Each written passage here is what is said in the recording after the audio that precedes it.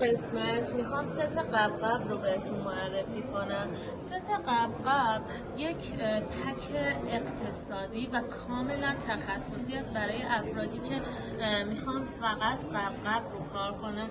شامل 3 کنولا هست که 3 میلیمتر هست، 2 میلیمتر، 2.5 میلیمتر و این هم تامیسنت هست که 2 میلیمتر هست. اگر شما میخواین با دستگاه ساکشن کار کنید، این ست تخصصی برای شما هست و اگر میخواین قبقب رو به صورت دستی بردارین، این ست رو بهتون پیشنهاد میدیم.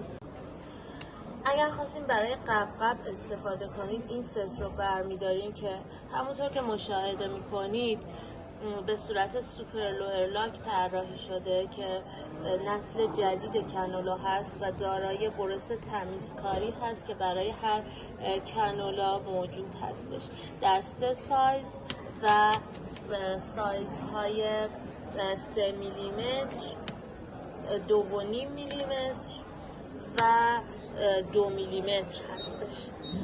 برای افرادی که تخصصی قبقب رو کار کنن، این پک بسیار اقتصادی و تخصصی تر فقط برای قبقب